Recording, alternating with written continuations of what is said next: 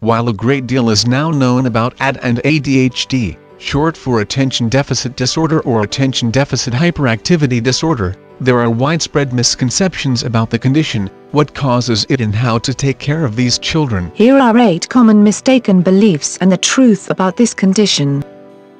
Fact: this is an attention disorder.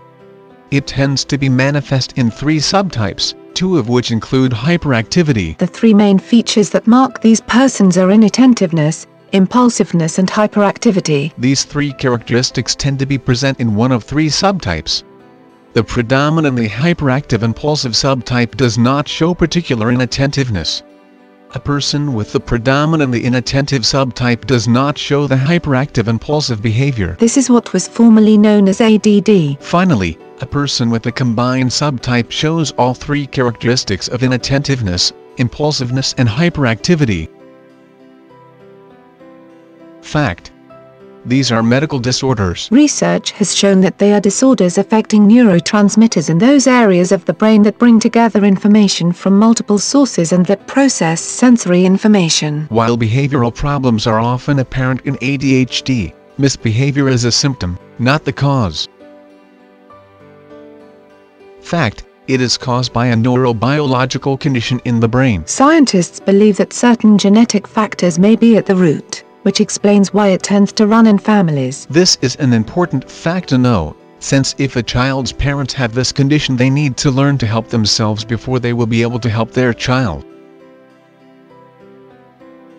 Fact: what is now known about ADD and ADHD is that these people have difficulty regulating their attention. They have a lower ability than average to process multiple chunks of information at a time, and therefore tune out and become distracted if they have to process too many individual pieces of information. Such as a long list of instructions or an activity that requires a complex sequence, such as long division. However, when presented with stimulating activities within their abilities they are able to focus on them.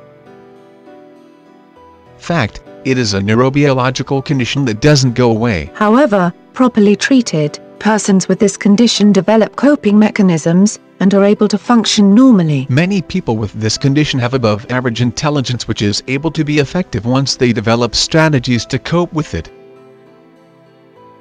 Fact: it tends to be misdiagnosed in girls. By the time they are adults, it tends to affect about the same number of males as females.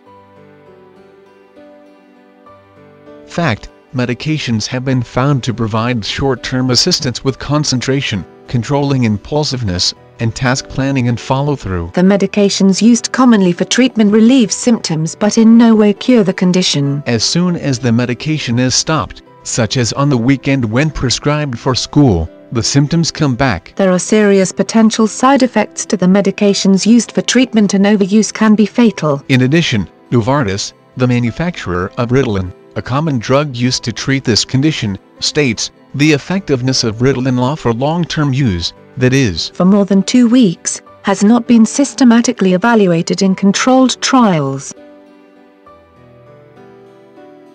Fact: it is a global phenomenon, with the highest concentrations being in Southeast Asia and parts of Europe. It was first diagnosed in North America, which may be how this myth arose.